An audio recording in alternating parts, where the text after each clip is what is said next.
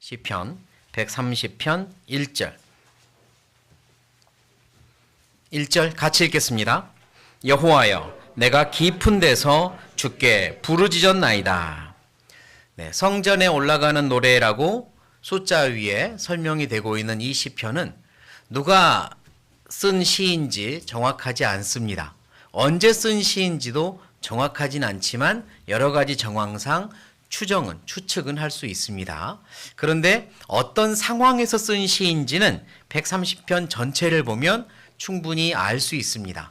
1절에 내가 깊은 데서 주께 부르짖었나이다, 이렇게 시작을 합니다. 얼마나 깊은 곳에 있었을까? 얼마나 부르짖었을까? 이 시편을 쓸 때 시인은, 이 그리스도인은 얼마나 깊은 속에서, 캄캄한 속에서, 답답하고 절망적인 속에서, 앞이 보이지 않고 뒤도 옆도 보이지 않는 속에서 오직 하나님만 간절히 부르짖었을까? 그런 생각을 1절부터 하게 됩니다. 그리고 쭉 읽다 보니 그가 어떤 마음이었는지 조금 더 엿볼 수 있네요. 5절입니다. 5절. 제가 읽겠습니다. 나 곧 내 영혼이 여호와를 기다리며 내가 그 말씀을 바라는도다. 6절 같이 읽겠습니다. 파수꾼이 아침을 기다림보다 내 영혼이 주를 더 기다리나니 참으로 파수꾼의 아침을 기다림보다 더하도다.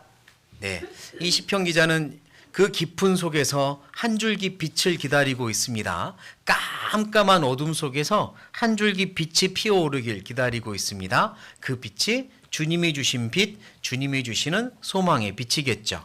주님을 기다리고 있습니다. 주님 제게 응답해 주세요. 주님 제게 길을 보여주세요. 어떻게 하면 좋겠습니까? 캄캄합니다. 라고 하나님 앞에 계속 부르짖으며 기다리고 있습니다.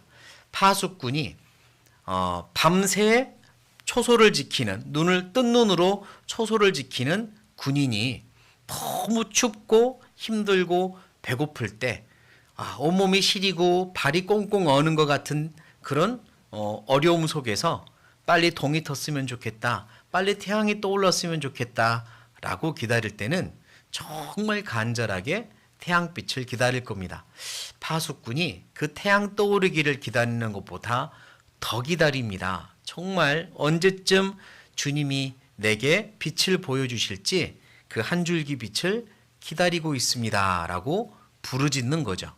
얼마나 깊은 어둠 속에 있었는지 잘은 모르겠지만 이 그리스도인은 지금 깊은 곳에 하나님께서 밀어 넣으신 게 틀림없습니다. 때로는 그리스도인들이요, 깊은 곳에 들어갈 필요 있습니다. 하나님이 밀어 넣으시기도 하죠.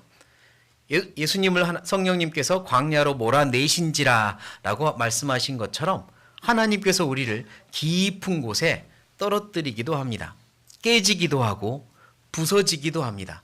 마음이 산산조각 나기도 하고, 그리고 정말 내 스스로가 너무 나약하고 너무 부족하구나라는 걸 철저히 깨닫기도 합니다. 그동안 손에 쥐었던 것, 붙잡았던 것 다 놓치기도 하고, 내가 의지하고 좋아했던 어떤 사람들과의 관계도 다 끊어지기도 하고, 오직 하나님만 바라볼 수밖에 없는 그런 상황에 놓이기도 합니다. 울기도 하고 회개하기도 하고 부르짖기도 합니다. 그게 깊은 곳입니다. 그리스도인들을 하나님이 가끔 넣으시는 깊은 곳, 그 깊은 곳을 들어가서 기다리고 부르짖다 보면 결과적으로 하나 생기는 게 있는데, 그게 뭐냐면 깊은 신앙입니다. 뭐가 생긴다고요? 깊은 신앙이 생깁니다. 결국 신앙이 깊어집니다. 내가 깊은 곳에서 부르짖는 경험을 할 때 깊은 신앙이 생깁니다. 이와 같은 경험을 요나가 한 겁니다. 누가요? 요나가. 자, 이제 요나서로 찾아가겠습니다.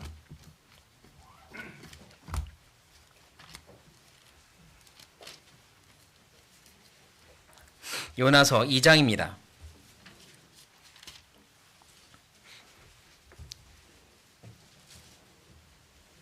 구약 1288페이지, 구약 1288페이지, 요나 2장 1절부터 제가 읽겠습니다. 요나가 물고기 뱃속에서 그 하나님 여호와께 기도하여 가로되 내가 받는 고난을 인하여 여호와께 불러 아뢰었사옵더니 주께서 내게 대답하셨고 내가 스올의 뱃속에서 부르짖었사옵더니 주께서 나의 음성을 들으셨나이다. 3절 같이 읽겠습니다. 주께서 나를 깊음 속 바다 가운데 던지셨으므로 큰 물이 나를 둘렀고 주의 파도와 큰 물결이 다 내 위에 넘쳤나이다.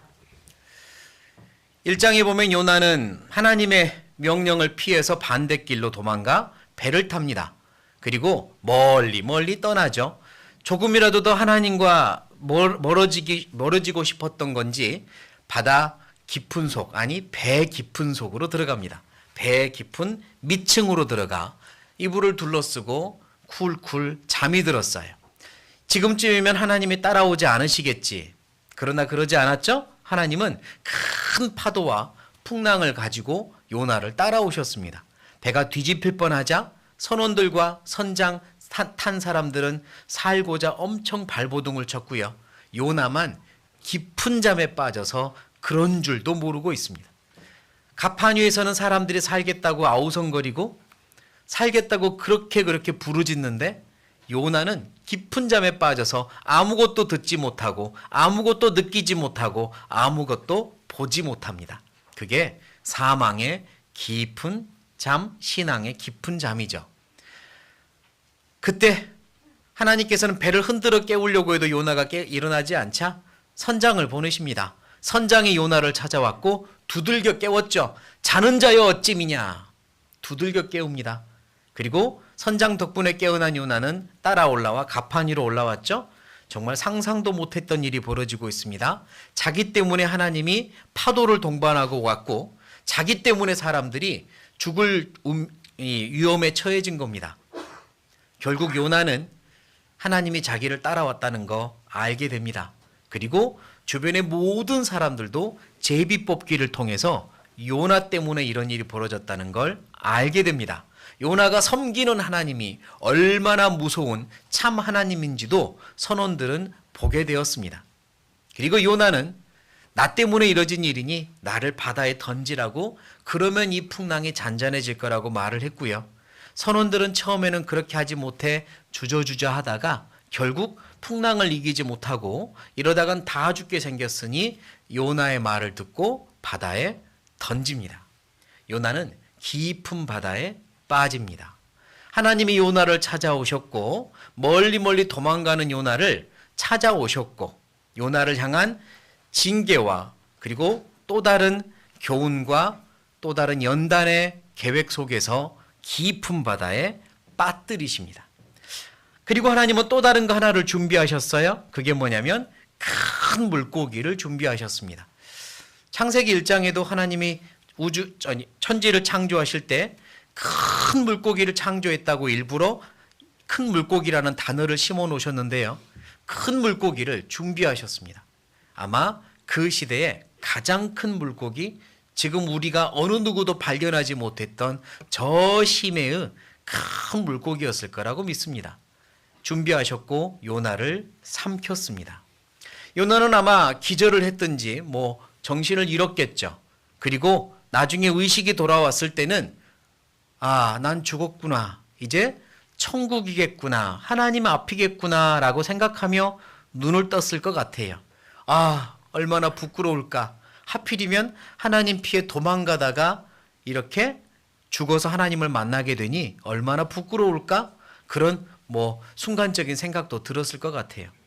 그리고 눈을 떴는데 전혀 아니었던 거죠. 깜깜했습니다. 냄새는 고약했겠죠? 주변은 찐득찐득했겠습니다. 뭐지? 여긴 어디지? 순간 자기가 죽지 않았다는 걸 알았을 거예요. 그리고 이곳이 어디일까? 한참 멍하게 판단을 했을 겁니다.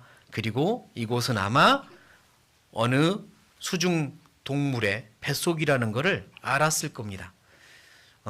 계속해서 물이 들어오고 계속해서 바닷속에 사는 수초들이 들어오고 그 안에서 자기가 바닷속에 들어왔다는 걸 알게 됩니다. 내가 지금 바닷속 깊은 곳에 들어와 있구나. 그때 많은 생각들을 하게 되겠죠. 하나님이 나에게 생명을 주셨구나. 기회를 주셨구나.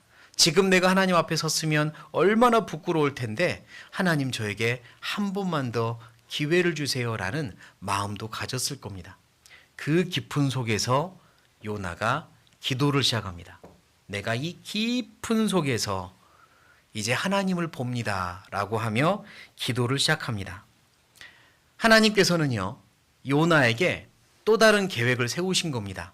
괘씸한 것, 그러며 그냥 그의 인생을 끝내신 게 아니라 요나의 신앙을 깊게 하기 위해 그리고 다시 사용하시기 위하여 계획을 세우셨습니다. 그 계획이 뭐냐? 요나를 깊은 곳으로 들어가게 하는 거였습니다.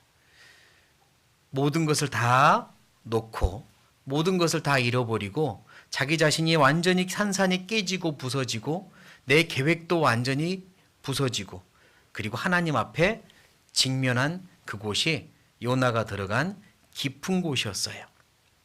하나님은 요나뿐만 아니라 많은 그리스도인들을 이렇게 깊은 곳으로 들어가게 합니다. 왜냐하면 그래야 신앙이 깊어지거든요. 나무를 심고 나무가 자라면 점점 등치가 커집니다. 등치가 커진 나무는 더 많은 물과 더 많은 양분이 필요하죠. 그러니까 자연스럽게 뿌리를 깊게 내립니다. 더 깊은 속에서 물과 양분을 빨아들이기 위하여 더 깊게 내려야만 합니다. 몸집이 커질수록 뿌리가 깊게 내려야지. 그렇지 않으면 충분히 공급받지 못해 지탱할 수 없어요. 그리스도인이 구원을 받고 시간이 지나면 많은 것들이 눈에 보입니다. 해야 될 일, 섬기고 사랑해야 될 많은 영혼들, 그리고 또 교회 안에서 내가 하나님이 내게 부탁하시는 많은 일들, 전도의 일들 등등으로 많은 것들이 눈에 보이죠. 그 많은 것들을 하나하나 할 수 있는 능력을 키우려면 뭐가 깊어져야 돼요? 뿌리가 깊어져야 합니다. 신앙의 뿌리가 깊어져야 합니다. 그렇지 않으면 감당 못합니다. 이것저것 하다가 지쳐버리고 말죠. 그러니 중요한 건 신앙의 뿌리가 깊어지는 겁니다. 겉으로 보이는 신앙에 성장했다는 증거는 이런저런 많은 것들을 이전에 하지 않았던 것들을 하고 있고 할 수 있게 된 것, 그게 겉으로 보이는 신앙 성장의 증거고 열매일 겁니다. 그런데 어쩌면 더 중요한 건 보이지 않는 겁니다. 깊이 뿌리 내리는 거예요. 보이진 않지만 그게 신앙 성장의 또 다른 큰 증거입니다. 그러니까 하나님은 우리의 신앙이 뿌리를 내리기 원하시고 깊어지기 원합니다. 때로는 일부러 깊은 곳으로 들어가게 하세요. 요나를 그렇게 하셨습니다. 2절을 보면 가로되 내가 받는 고난을 인하여 여호와께 불러 아뢰어 쌉더니, 요나는 지금 자기가 바다에 빠뜨려졌고 물고기 뱃속에 들어가 있고 정말 모든 것들이 암담하고 캄캄한 이 상황이 고난이라고 말합니다. 객관식으로 드려볼게요. 엄밀히 말하면 고난 같습니까? 징계 같습니까? 이게 무슨 합리화예요. 고난이라고 말합니다. 근데 사실 고난과 징계는 한 끗 차이입니다. 우리는 알 수 없어요. 징계여도 고난입니다. 무슨 이야기냐면 모든 고난은 우리를 연단시키고 정금같이 만들려는 하나님의 계획이 포장되어 있을 때 고난이거든요. 모든 징계도 그렇습니다. 하나님의 계획이 포장되어 있어요. 그냥 단순하게 잘못했다고 꾸중하시는 경우가 없어요. 계속해서 우리를 연단시켜 정금같이 만들려고 하십니다. 잘못을 했더라도 그러지 않더라도 하나님은 언제나 우리를 정금같이 만들려고 하세요. 그러니 이게 징계냐 고난이냐 일부러 구분할 필요 없습니다. 우리는 언제나 완전하지 않으니까 내가 완전하지 않은 것 때문에 일어난 징계로 생각해도 괜찮고, 또 하나님의 놀라운 사랑과 섭리가 들어있으니 고난으로 받아들여도 괜찮습니다. 모든 깊은 곳은, 내가 처해 있는 어려움과 아픔과 고통은, 내가 원하지 않는 상황은 다 하나님이 준비하신 포장된 고난입니다. 고난입니다. 그건 하나님이 나를 일부러 그 속으로 밀어 넣는 거죠.